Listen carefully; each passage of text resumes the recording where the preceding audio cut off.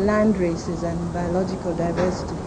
There are a lot of plant species and genetic species in this country that are still untouched and are still unspoiled.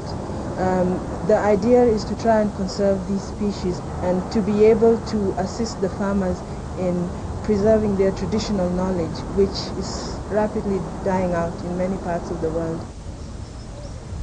The aim of the program is to build community seed banks.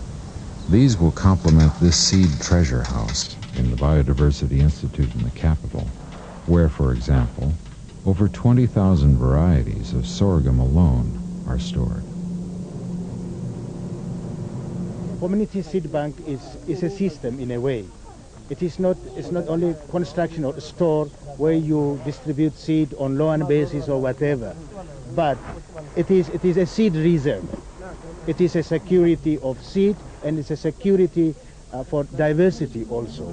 In a way, it's a mechanism by which farmers support themselves, support the conservation activities. The world has already benefited from these guardians of diversity. The California barley crop, worth $160 million a year, was saved by the introduction of a virus-resistant strain from Ethiopia. There is a growing awareness in developing countries of the value their genetic diversity has for the rest of the world. Now food security for the whole world is a key question, especially with the awareness that the world population is increasing, that there is environmental degradation, and there is erosion of genetic resources in the biological diversity. So keeping this diversity is not only essential for Ethiopia, but it's for the whole world.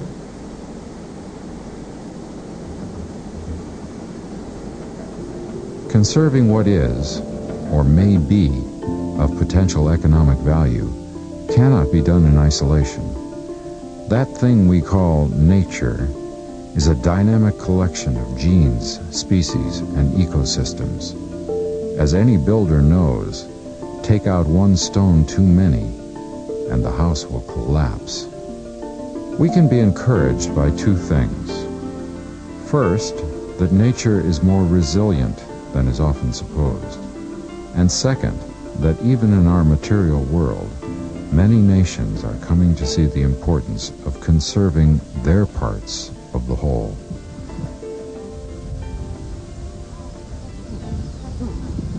The coastline of Patagonia is barren, but the sea that surrounds it is teeming with life. But the fishing industry and pollution from oil tankers threaten the abundant marine wildlife, focus of a growing tourist industry. GEF support through UNDP has allowed Argentina's Fundación Patagonia Natural to develop a coastal zone management plan to reconcile conflicts over the area's limited resources. Already, local Magellanic penguins and right whales are increasing in numbers in a marine sanctuary. The recovering population is a sign of a healthy marine ecosystem. A moment doesn't go by when you don't hear a whale doing something, breathing or slapping the water with its flippers or breaching. There's this constant noise of whales, and the presence of the animals here is something which is very hard to describe. Then all of a sudden they're gone. December comes and they've migrated to other areas to feed, and suddenly the bay is quiet.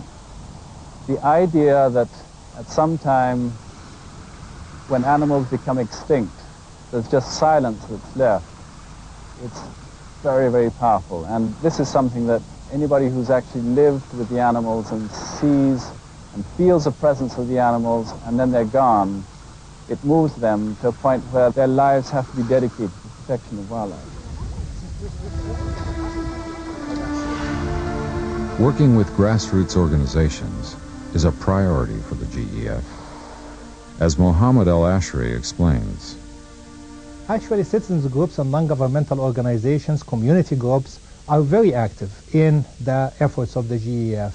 At least I would say 30% of the proposals for the GEF that come from governments were originated by either community groups, grassroots level people, or non-governmental organizations who are active in these countries or on a regional or international basis. The marine habitat and endangered hawksbill turtles in the Seychelles Indian Ocean Islands are beneficiaries of one of over 150 biodiversity projects proposed to the GEF by governments, NGOs, and scientific bodies. In the Seychelles, as in Patagonia, conservation is helping not only the local fishing industry survive, but also boosting ecotourism. Safeguarding the marine ecosystems in the territorial waters of Argentina, or the Seychelles, is a relatively straightforward task. Far more difficult is getting nations to work together to conserve their shared waters. Tides, currents, and migrating species take no account of political boundaries. It's not easy to conceive of any greater challenge than mobilizing common action to save the embattled Black Sea environment. The Black Sea is really facing an environmental catastrophe.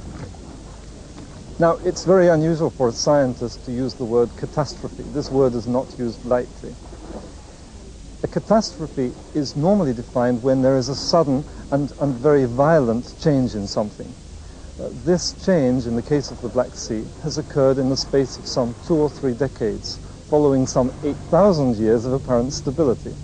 So in 2 or 3 decades, the Black Sea has lost a large amount of its biological resources and its economic value to the people living around it.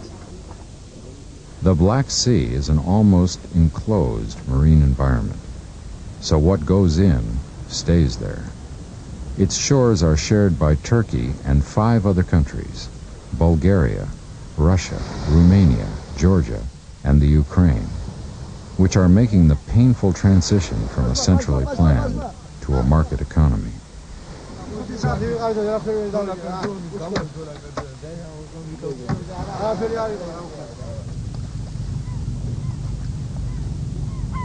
In the past, these countries were quick to blame each other for the decimation of the catch, which has nearly bankrupted the fishing industry, and for the pollution from rubbish dumps, factories, and sewerage overflows that has forced the closure of many beaches after several outbreaks of diseases. Under the Black Sea Environment Program, started in 1993, the GEF has laid the groundwork for cooperation between these neighbors. UNEP has carried out scientific studies. UNDP has made a start on the massive task of strengthening the capacities of governments and citizen groups. And the World Bank is helping to identify corrective investments in pollution control. 3 years on, the first step to nursing the marine environment back to health was made when the Black Sea states made a 20-year pact to address the catastrophe.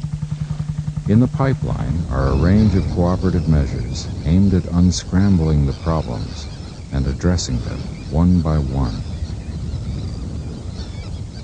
Since the early 1970s, we have known that chlorine liberated from CFCs and other chemicals can destroy ozone in the upper atmosphere.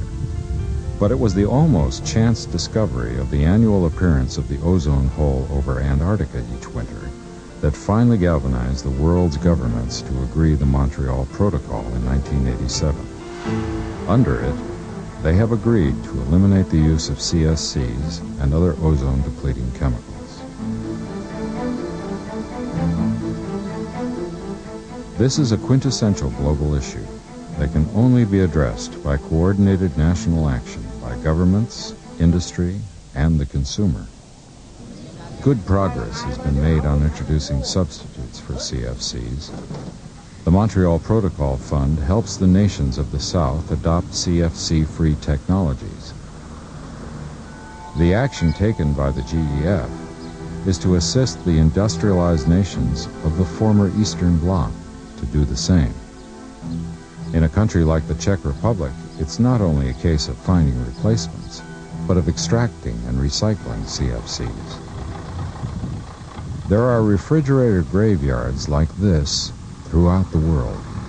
leaking thousands of tons of chemicals into the environment.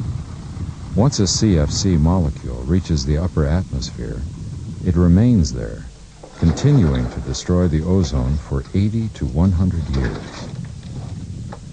So it will only be our children's children who will finally know whether our generation succeeded in saving the thin envelope that protects all life on Earth.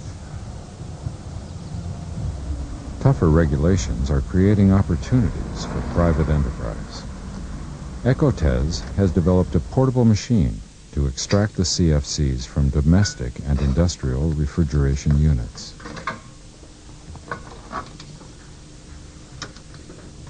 GEF funding supplied via the World Bank is helping this company find a market at home and in nearby countries. Not long ago, when servicing refrigerators, engineers would release the CFCs into the atmosphere. This is no longer possible because we must protect the ozone layer. So we have developed a machine which makes it possible to siphon off the refrigerant into a storage container when making a repair.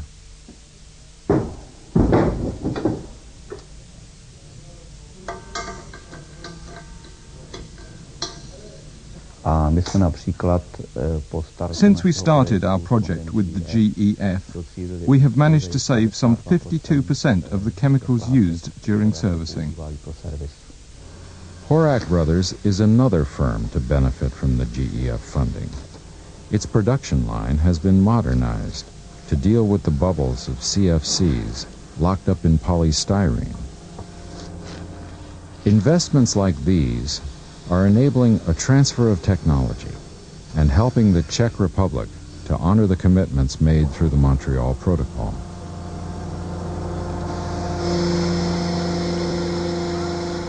This project has started early 1995, and today we are just about completion. And I'm really happy to say that it is being considered as a real success story in the Czech Republic. The total financial value of that project is something like $2.3 million.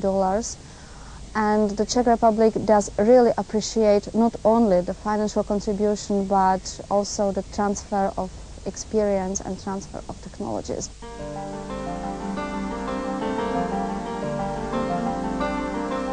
The vista of our blue planet from outer space is almost an environmental cliche in the 1990s.